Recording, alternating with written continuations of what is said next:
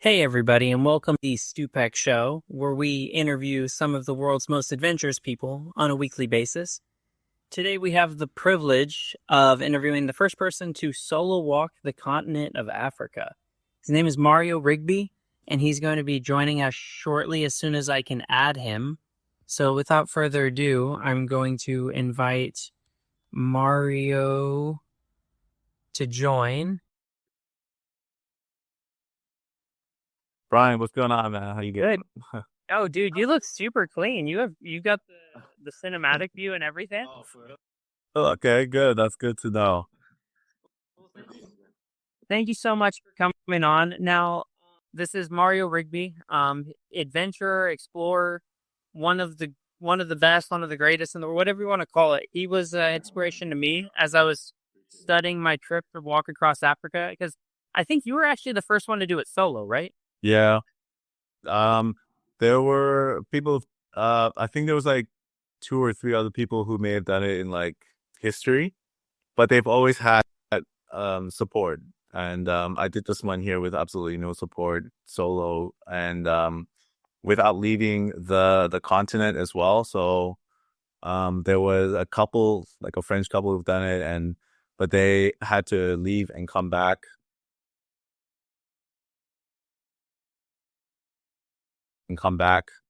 for emergency reasons.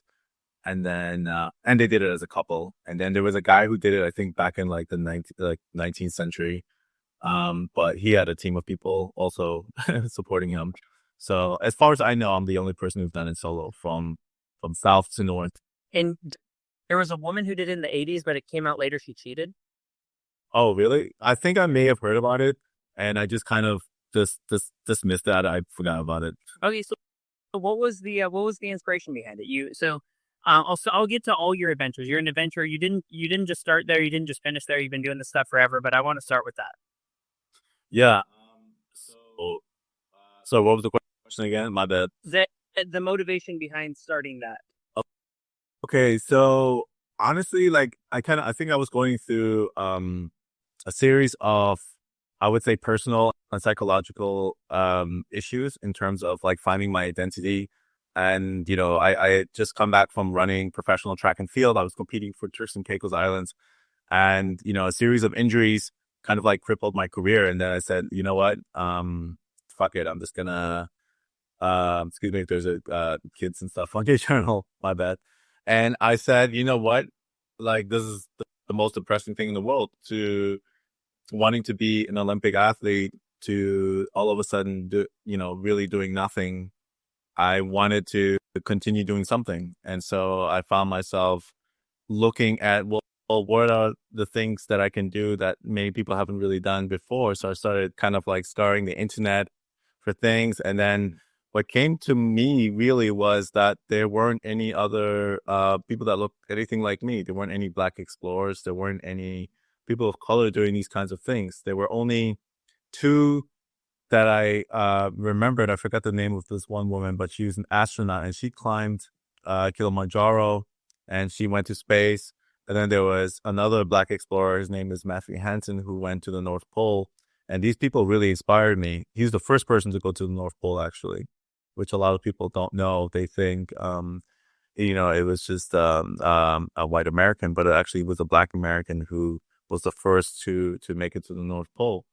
And seeing all of this, I wanted to kind of, I saw all the issues of that, because if you don't have the faces of the world, exploring our planet, then people think that the world isn't being explored by anybody else.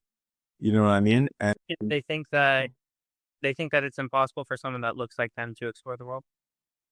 absolutely. And, I had a lot of people, Black people especially, who, when they looked at my expedition, what I was doing, they said, Mario, you're crazy, man. Like, this is, this is absolutely fucking nuts.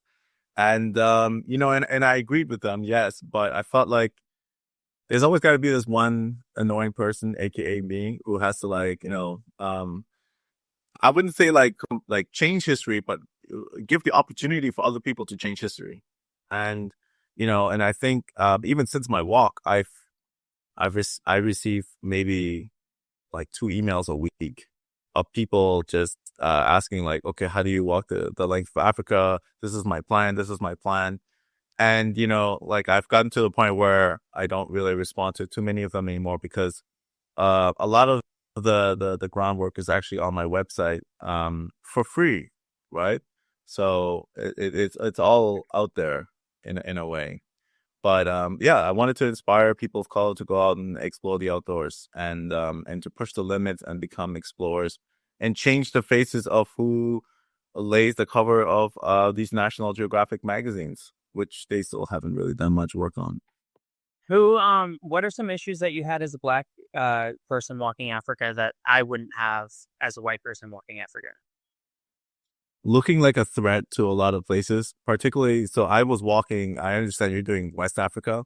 Yeah. I was doing East Africa, right? And in East Africa, a lot of the people, for the exception of some nomadic tribes like the Turkana people and the Masai Mara people, they're very small. They're smaller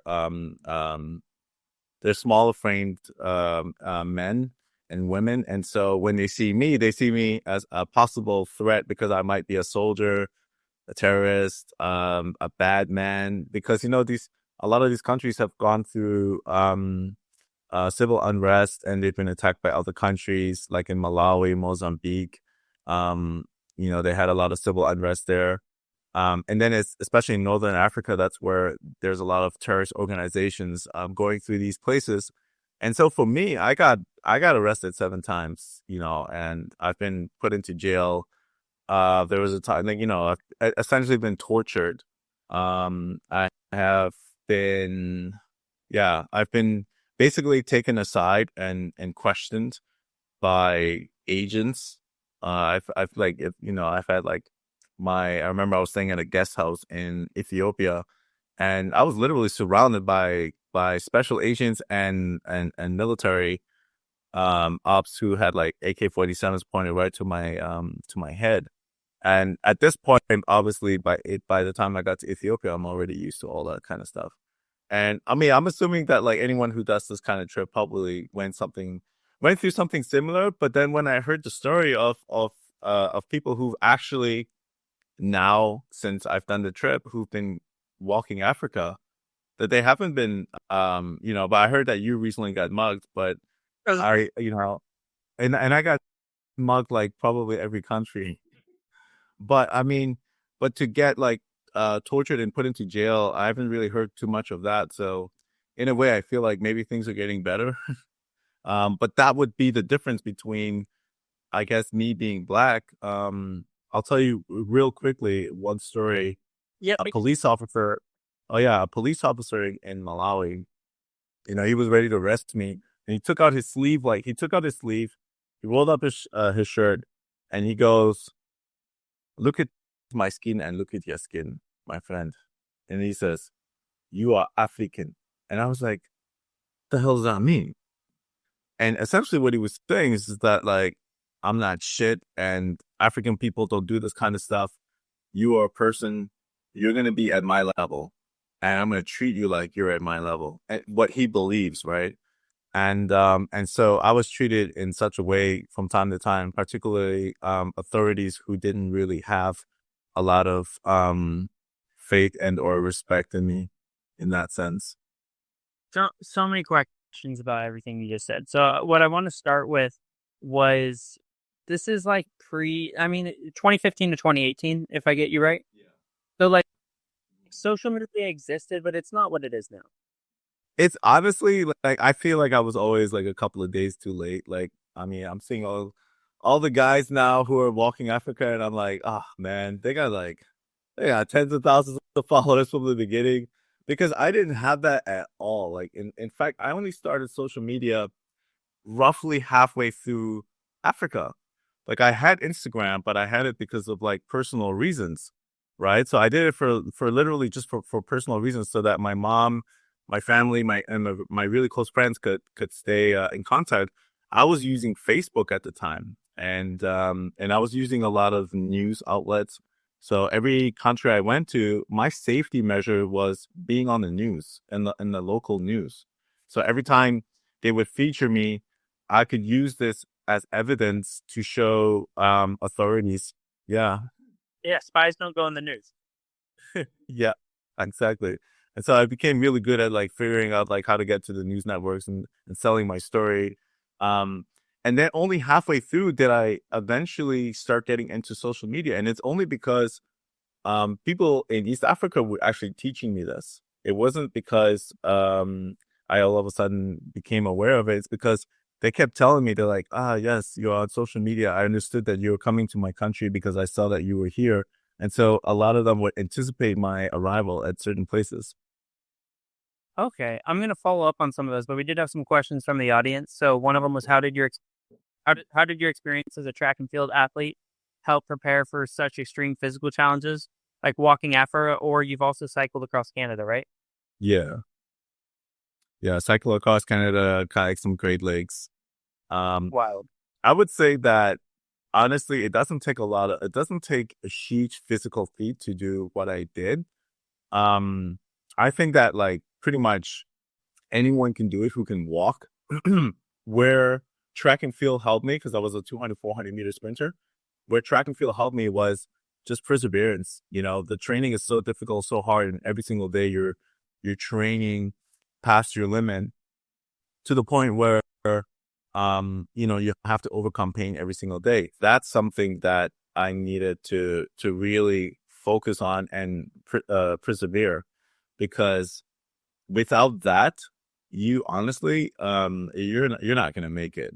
So you could be a lot weaker than a typical track and field athlete in terms of strength and endurance, but it's all about the will, right? So training the mind to overcome obstacles constantly every single day is probably the most important skill set that you could have doing something for so long and such a huge distance.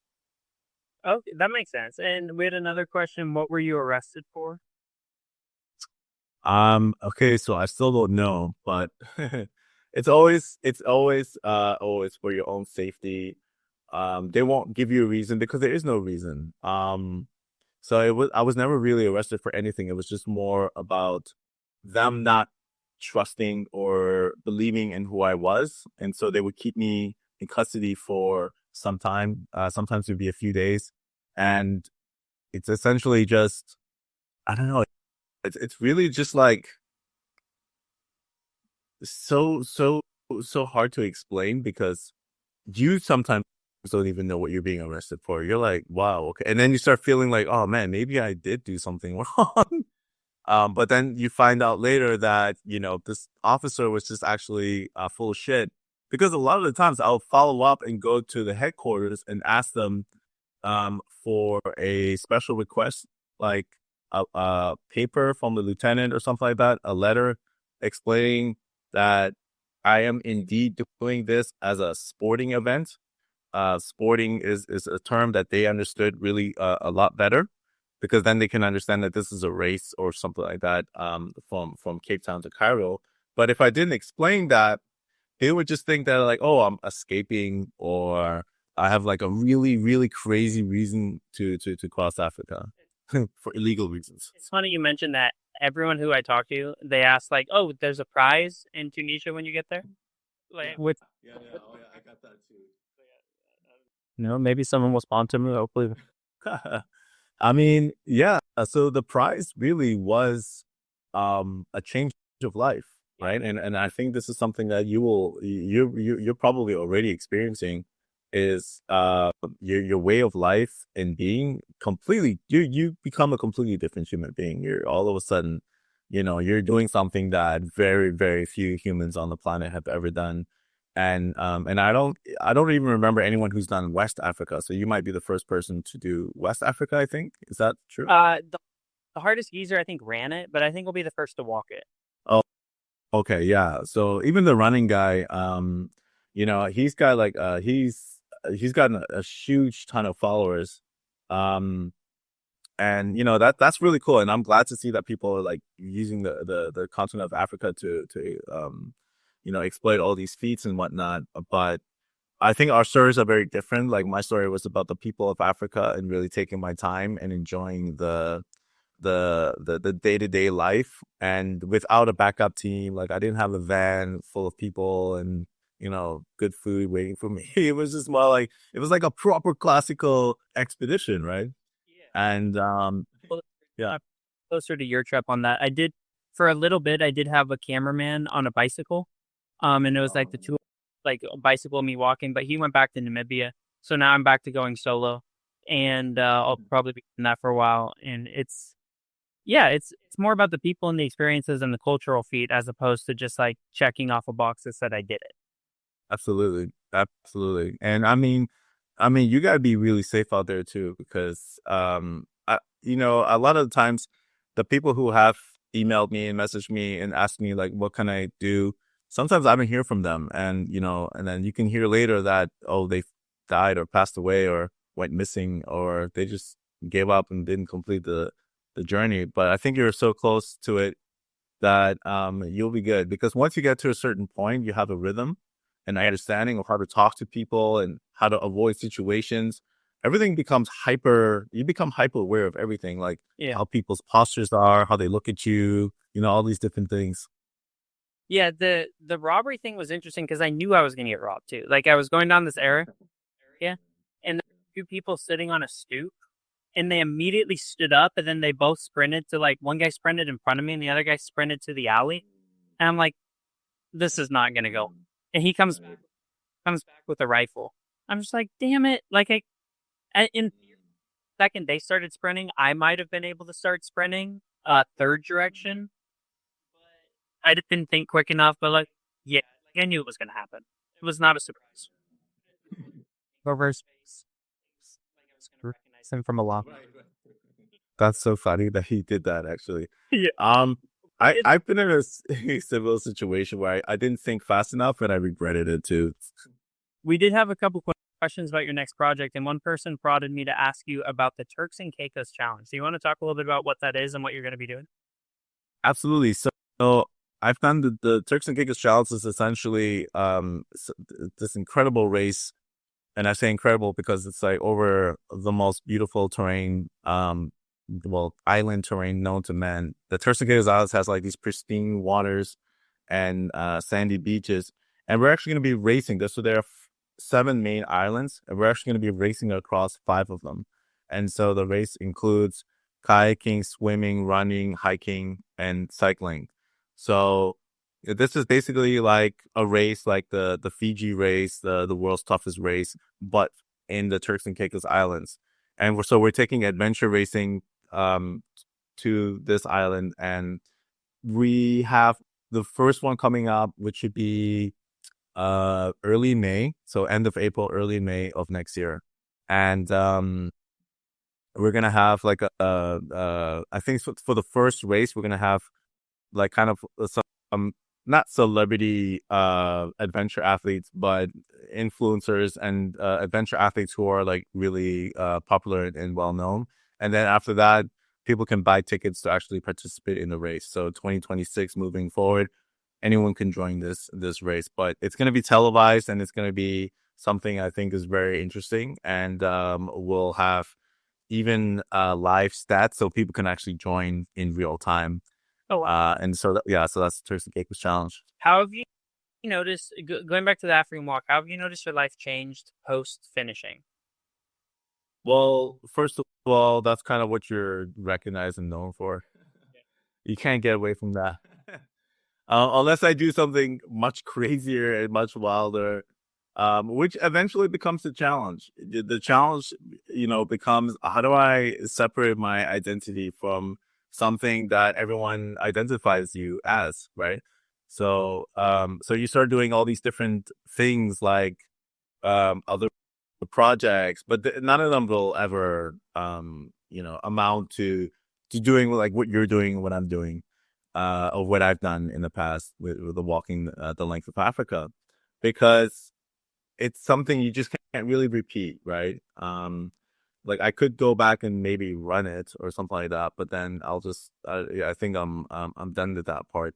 So I've been planning bigger projects, and to be honest, some of them haven't really worked out. Like, I wanted to be the first person to circumnavigate Africa using an electric vehicle. And I've been pushing this one here for the last 6 years. And when I first, the problem was when I first started it, the technology wasn't there. Uh, so I even went as far as to Dubai and Abu Dhabi to get sponsors, and they were really into it, but we just didn't have the car at the time. So Teslas weren't a thing. There was only the Tesla Model S.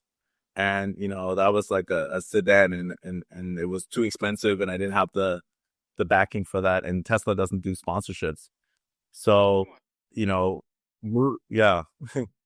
So that's unfortunate. But now I have another project where I want to climb the tallest peak of every continent. And so it's 7 peak project. Okay, I've heard people do something similar to that. I've maybe I even watched a movie where people did that.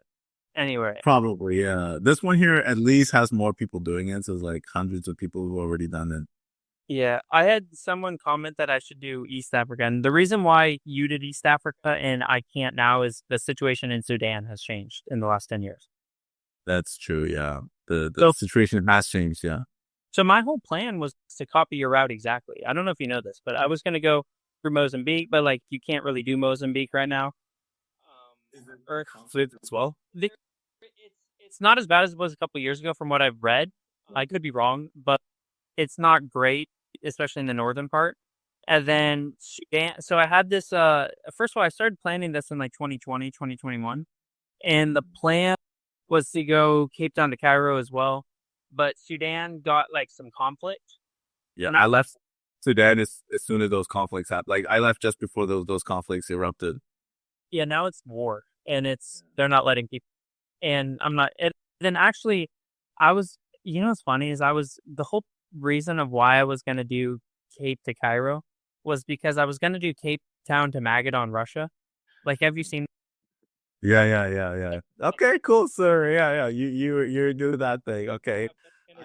I got thousands of messages for that one. Yeah, everyone messaged me. Yeah, so I was gonna do the longest world's longest road. There's a road that goes from South Africa to Northeast Russia. It's what is it like 22 22,000 kilometers. But but but ever since the Israel situation happened, like I'm not trying to cross through there. So I was like, yeah, I'll just go to. And then the Sudan situation, so I was like, I'll just go West Africa. And then I've been doing some thinking. I've been doing some thinking, and um, I was doing some thinking, and I wanted to go like west through Spain, up to France, over to Germany, over to Romania, down to Turkey, Georgia, and then Russia that way. Okay. So the longer way is The longer way at the long run. I'm just playing with the idea now. Obviously, I got killed. Some of my motivation was killed on Friday when the gun was in my face. I didn't love that. And it made me like, I'm still probably gonna do it, but when something like that happens, it makes you think about it for a little bit. you get shaky for a bit, but honestly, like, I would say, yeah, I just keep going, man, because a lot of people probably tell you to stop, but I got gunshot, I got like shot at a few times. Like, I had a farmer in South Africa with a shotgun, try to shoot at me, and then yeah, like Because you're black in South Africa, that's like a thing. oh, it's horrible. Yeah, it's the worst thing to do is to like pitch a tent in a white South African's farm. Yeah, you're basically just gonna get shot right there. But luckily, I spoke before he even saw my face, so he thought I was European or something. Um, and he said something that was really scary and daunting to me, which is he said you're not really a black. He said you are European, and I was like, the fuck, what does that mean? And yeah, I'm like, I am obviously black, but I guess he meant like South African black. But and then I got the conflict in Mozambique, which I was stupid enough to go through, even though many people told me not to go through it. Um, I still went through it. I still did it, and I got shot at by random rebel soldiers. You probably saw the videos on YouTube, and that was like real. That was real life, like a shootout like with AK-47s, and it lasted for about 10 minutes. And I'm just hiding out in the grass and in the back of the truck, going, "Holy crap! This is real life right now. This is like happening in real time." But and that shook me for a bit. And I say the best thing to do is just really maybe sit low for a little bit, get your mind back together. If you need like a couple of days or a week, just use that time, and then go back on the walk. The way that I saw my walk, the way, because a lot of people ask me like, how do you keep going? And did you ever think about quitting? And I literally never thought about quitting, because for me, quitting was dying, right? Uh, But like I didn't really have anything else to go back to in my life. So it was just like, you were because I quit everything, and I sold everything. I gave up my lease for my apartment, and I just said screw it. So I only had this one thing, and this one thing was to walk from point A to point B. Very simple, very easy. If I can't do this in my life, then what can I do in my life? And so I saw it as that, and then it became, over time, it became a rhythm. It became a lifestyle. It became like, waking up from my tent in the desert or something like that. That was normal to me. And so it then became the normality of my life. And once it becomes a normality, then it's hard to quit that, right? Because by the time my expedition ended in Cairo, um, I basically I didn't know. I didn't know how to continue. I was lost. So I even lived in Egypt for like 5 months, because I wasn't sure what to do next. Egypt. I was It's lost. a hard, Egypt's a hard place to live. It was a hard place to live, but I loved it, because I mean, for you too, like you're going through a lot of rugged experiences. By the time you get to Egypt, you'll be fine. So I moved to Egypt. Um, it's funny. For those of you guys who are following, don't know, I'm bipolar, so I struggle with like the monotony of an everydayness. I need change. I need excitement, and COVID killed that. So I was stuck in my house in Northern California for like 6 months, and then finally, one night I couldn't sleep, and then the next night I couldn't sleep, and on the third night I was Googling like what countries are open to travel, and I saw number 2 on the list was Egypt. I was like, well, I want to learn Arabic. Let's give it a shot. So at 3 in the morning, I got in my car. I drove 4 hours to the San Francisco airport, and I got on the next flight to Egypt. And I lived there it was supposed to be like 6 months to learn Arabic, but I went through some trials and tribulations. And yeah, Cairo was tough. Alexandria it's so crowded. Um, I've noticed that maybe it was just where I was at, but the people didn't really seem to love the fact that I was from America. It's just, yeah. Uh, it was funny. I was trying to learn Arabic, and there was no one would teach me except one guy in a grocery store. So I would go at work with like a book. I'd be like, how do I say book? And he would be like bagging, be like, kitab. I'd be like, okay, I'd write it. Okay, like, how do I say? It'd be like, ana eyes. Okay, I'd write it. And he'd be like clearly getting annoyed, but I wasn't caring because I was like finally getting a. I mean, it sounds like you're a pure traveler. You're an adventurer, right? In the sense that, like, you're not really, you're just like allowing the moments to happen. And, most people can't do that. Most people are unable to really go to places without expectations.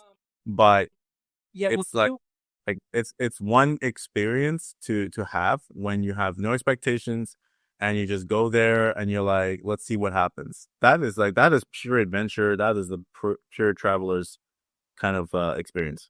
that's true. I do find that, although I wonder how much of that is the fact that I'm adventurous and how much of that is the fact that I'm broke, you know? So, like, The two play together. I find that, like, if when I have no money, I'm more adventurous, because I have to be, right? yeah. And sometimes it's actually a good thing to kind of like put away your money and like not bring that with you. So, like, don't bring any credit cards, don't bring anything. Just bring some cash and then see what happens.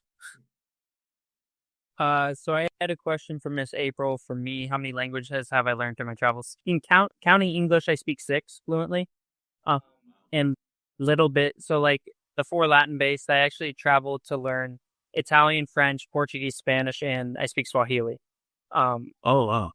You would have been perfect in East Africa. it would have been so clean. I wanted to go. It would have been clean. Yeah. I have so many people in Tanzania too that are like hitting me up and like you should come back here because I lived there for a year. Um, you saw. I was a safari guide. I worked at an orphanage there. I was trying to learn Swahili, which is why I went there. I liked it so much I went back like 4 times. But this is a new experience, and like I said, I speak French, so and I speak Portuguese, so like Angola's been fine, and trying to make it through the rest of Right. West Africa. I don't speak Arabic. You basically speak all the languages, well, except for the Arabic one Yeah. that you need in order to go around Africa. Even if you, what if you, like you even thought about doing a trip like circumnavigating Africa? No one's ever done that one before. Okay, so it's super funny you mentioned that. I am the world's worst person on a boat. I I get so seasick so quickly. What's funny is I'm staying at a Airbnb here, and the woman, she's a lovely woman. She found me on Instagram. She's like, "You're coming to London. I want you to stay at our place." So it was like perfect. And as I'm staying there, she's like, "We have organized some activities for you to do," and it's like, "Oh, great." She's like, "The first one it's a sailboat cruise or whatever." I'm like, "Uh oh, like this is gonna be tough." But I didn't want to be rude because like she was organizing it for me. But I've been on a boat like a catamaran one time in Hawaii, and I threw up everywhere the whole time, and it like the seasickness messed me up so badly that like the next week I was contemplating like what's our purpose in life. Like it hit me on an existential level. So the idea, so the idea, One time I was on a boat with this world renowned photographer, and it was in the Azores in Portugal, which is like in the middle of the Atlantic Ocean, and we were going out to do shark diving, and the boat was just like, it was like one of the worst conditions. Like the boat was just rocking like this, and I think we waited like 4 hours. Like we were out there, like we thought we saw something, and so that was a 2 hour wait, and we thought, okay, that'd be good enough. And then we went to another place and waited for 2 hours there, and it's the first time I actually threw up because it was like really that intense. But Amos, the photographer, he was just there. Like the guy's 70, I think he's 73 years old, and he was just there, like crossing his arm, and he was just like rocking like this, and he was like telling me, he said, "Mario, stop thinking about being sick." And I was like, okay, cool. Just like that. He's like, stop thinking about it. Like he just like, kept saying it. Stop. Why are you thinking about it? And it's the mind plays such a powerful tool in controlling parts of your body. And I think over time if you can become the master of your mind and body, then that makes you, I think, like such a prolific explorer, because nothing will phase you in a way. And because so I'm saying this in the sense that like maybe you'll still get sick, but it's just something about the mind where you can just like switch it off and just be like, okay, cool, I'm not sick, I'm not imagining this right now. You think about everything else except for being nauseous. I have some comments. Plus, on the boat and snorkeling in the water, so no boats for me. I'm with you. Yeah. And it was, what's funny is I'm gonna tell the story. So I was in Hawaii. It was my college graduation trip with my parents, and it was a catamaran snorkeling trip, and I like really wanted to show out a little bit because I was trying to look cool because I was 24, and there was this 24-year-old like deep underwater photographer guide who was like a total bait, like super attractive female, and I was like trying to be all smooth and be cool. But I had like the wrist bracelets on. I had the essential oils and years. I had the pills, everything, and I'm like trying not to throw up. I'm like, so what's your name? And finally, we get to the spot in the middle of the ocean, and I jump off into the water. And I was like, okay, this will help being in the water. It'll be because usually when you're motion sick, being cold helps, but the water in Hawaii is super warm, so that really wasn't helping. It was like I have this idea where I'll go down underwater and I'll like hold my breath so I'll stop rocking. So I swam down like 2 or 3 meters and just held my breath for like 10 seconds. And then I started throwing up underwater. Oh, And so I'm like choking on it, and like all the fish are coming, like eat like out of like my area. And then all the people start coming because they're like, why are all the fish there? It was just a miserable trip. But no, going back to the circumnavigating Africa on a boat, like have you considered doing that yourself? yeah, no, I meant circumnavigating on foot. Oh, the whole oh, I thought you meant by boat. You mean circling the Oh, whole yeah. country? Yeah. Circling the whole country by foot. I don't even know how that would be possible, but anything's You possible. you could do it, but like physically you could do it. I don't think you could do it bureaucratically. So like for example, I don't think Americans are allowed in Libya. Okay, yeah, that might be an issue. So I have planned this already. Like I have like so many different projects that I already like. They're just like blueprints that are in the attic, waiting to be accomplished by someone. And so the way I looked at it was, there are certain places for sure you can't go to, but that's where I would like basically take a sailboat or maybe even kayak. You see? So I would just take like I would circumnavigate by walking, and then here I would just be like, okay, kayak or sailboat or whatever form of transportation it is that you're looking to That's do. an interesting idea. How about this? I'm gonna pitch you my project idea of what's next, Sure. and you tell me if I join it. If Okay, let's hear it. okay. So, the concept is called trying. Basically, I want to show people that anything is possible to get like passably good at something in 90 days. So, you take like different activities. So, I'd move to Europe, like Spain, Italy, France, a month in each. So, 3 months total. And I join like kitchens and I try to become a chef. And I'm pretty mediocre cooking, but you see at the end of the 3 months, like, can I cook? I have to do some competitions. I have to do some restaurant challenges, whatever.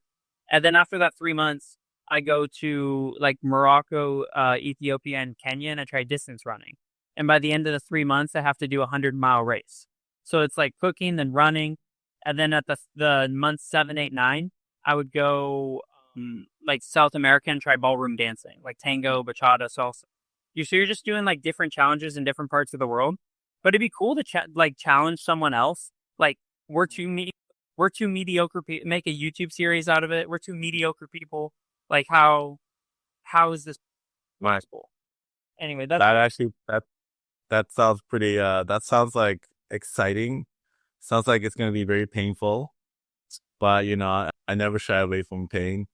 Um yeah, so Jumbo, Mario, Karibu, Kenya. Yes, love Kenya. Kenya is one of my favorite places actually.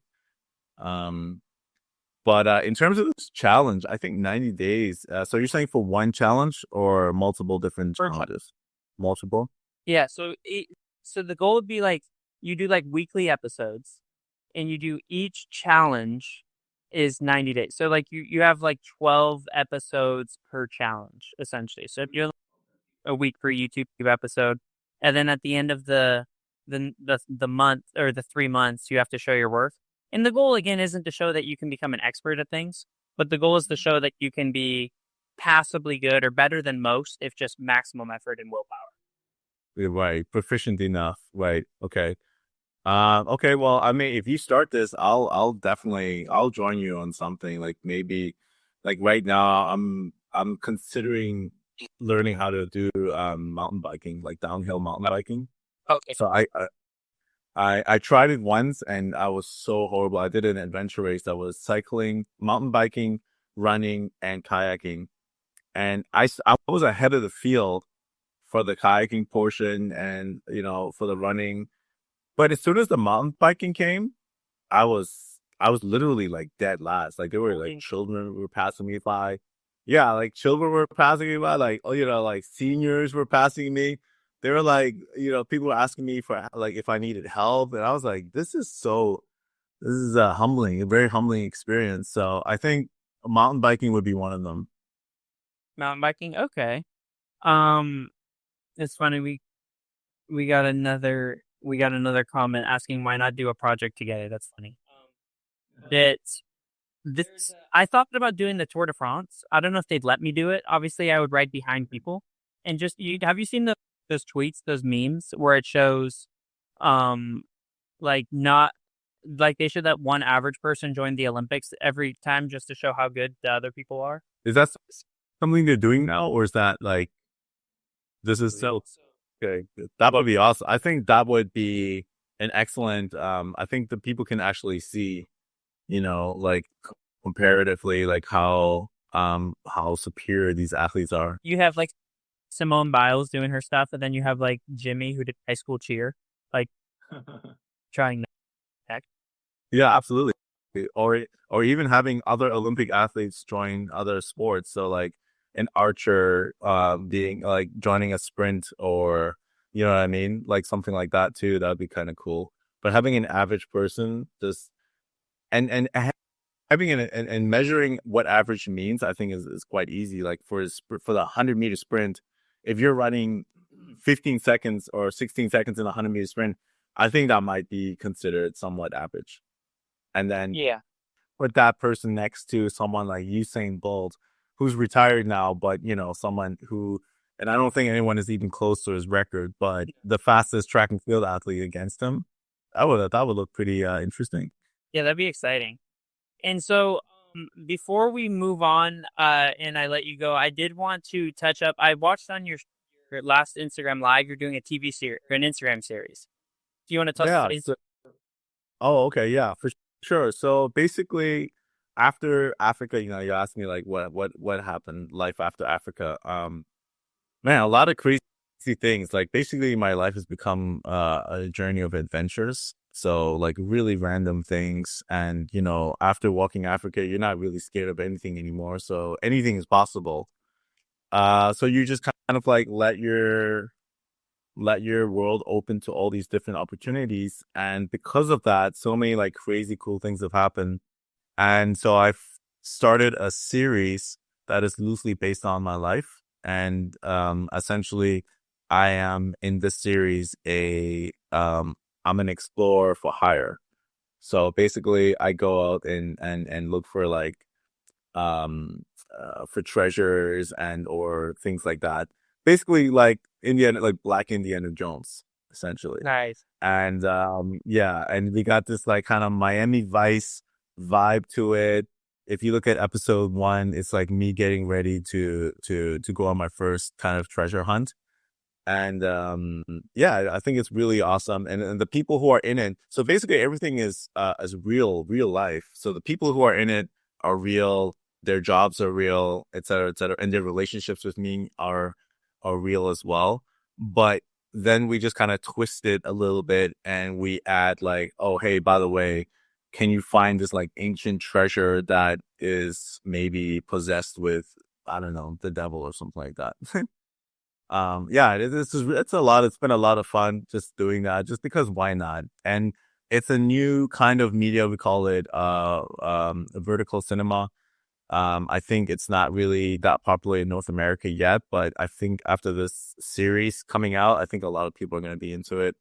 I like doing things that a lot of people haven't done before. So I'm constantly looking at like, what can I do that's new, that's like, that's changed. And then I like seeing how over time, people are using this to create their own content and to do their own thing. And I think it's exciting. So vertical cinema, Black Indiana Jones. The next episode 2 is coming out today, actually at 7 p.m. Eastern.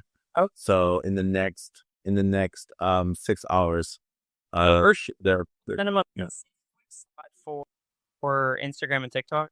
yeah, Instagram, TikTok, and YouTube Shorts as well. Oh, okay. Yeah. Okay, that's awesome. That's super cool. Have to check that out. Make sure everyone in the comment section check that out. Black Indiana Jones. Well, yeah, we'll see. I mean, I'm taking a leap of faith here, and my team, we're trying something new, and we'll see what happens with that. Have you thought about getting into the acting sphere, or is transitioning? No, not at all.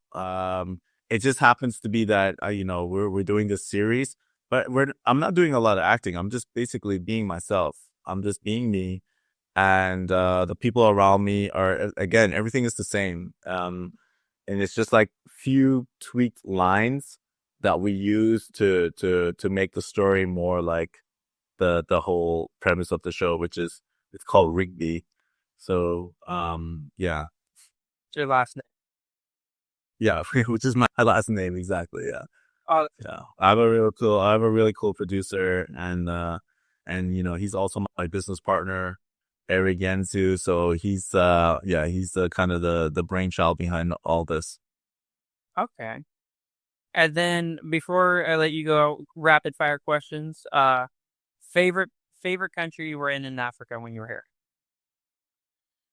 Probably Tanzania, Oh, I would say for sure. what Yeah. about The one thing okay, yeah. Well, the because of the diversity in Tanzania, the diversity in terms of religion, type of people, ethnicities, um, the different kind of topography, the different landscapes of Tanzania as well. So you're going from Zanzibar to like the most beautiful beaches in the world, to like you can go whale diving, and then you have like the mainland where you can climb Kilimanjaro, and then you can go to the Masai Mara, and then you have the safaris with all the animals. You can look at wild animals that aren't anywhere else in the world, right? So like giant elephants and all the huge animals that live out there. And then, of course, you have the people, right? And then the people are very interesting too. The different religions from north and south. I think it was really the first country where I was introduced to kind of this Muslim life, the Islamic life. And that kind of like, warmed me up into places like Sudan where they have Sharia law, right? And so I would say Tanzania was a very interesting place to be. Kenya, I would say like a very close second. Those would be the one of the two places I would live in East Africa. okay. And then favorite and least favorite meal you had on the trip. So they have this meal in South Africa in the townships that basically what they do is they ferment the intestines. If someone knows the name of this, please type it down below or in the comments. It's a fermented internal intestines from goats, and they ferment it in their homes like underground, and it just reeks. It just reeks the entire place. um, I tried it and I had one bite and I almost gagged, but yeah, it was like probably the most painful thing to ever eat. But And it comes out like grayish white. I'm glad you said that was your least favorite. When the way you're describing it, if you're gonna say I was gonna be like, come on, man. No, no, no, no. I would say my most favorite was in Tanzania. Actually, they have this thing called Rolex. You probably tried it before. Rolex is like a circular layered kind of pancake shaped omelet that they have. It's basically like a fancy kind of omelet that they make, and but the way that they put it together is just so tasty. I had this like every single day. Really? Oh yeah, yeah, Oh, yeah. Rolex. yeah. No, it's great. I was in a town called. Did you ever make it to Arusha? I think I did go to Arusha. Yeah, I visited Arusha. Yeah. Okay, so someone's saying try Katatu and Angola kind of silkworms. Not great, George. Had those. They're very salty, very hard to eat. But Like katatu. Katatu, yeah. They're like caterpillars basically, but they're crunchy. I'm good. I mean, listen, I'm not Bear Grylls. Uh, I've learned that. I'm like, you know what? I don't want to try all those things. If I'm put in a situation where I have to, I will. But that doesn't mean that I'm gonna enjoy it either. Like I'll show the distaste big time. Eat the proteins, yeah. Yeah, oh yeah. Yeah, okay. Okay. Well, Mario, I really appreciate having you on. If there's anything else you wanted to shout out or bring up, feel free to do so now. Otherwise, we can call it. Is there any? Yeah, I mean, you know what, I say, what the advice that was given to me was just like, enjoy the journey. You've already been riding it. Take every experience as like the way that I took a negative experience and turned it into positive was that I now have a cool story to share with people in the future when I'm writing a book or doing a documentary or telling it to people. Every time something really fucked up happens, dude, just take that in and just be like, whoa, that was crazy. And like look at your life as a story, really. And if you look at it that way, you'll never really feel too bugged out about anything that happens. It just becomes part of the whole experience.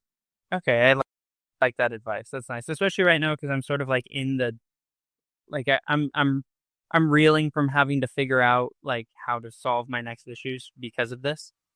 I That was good advice.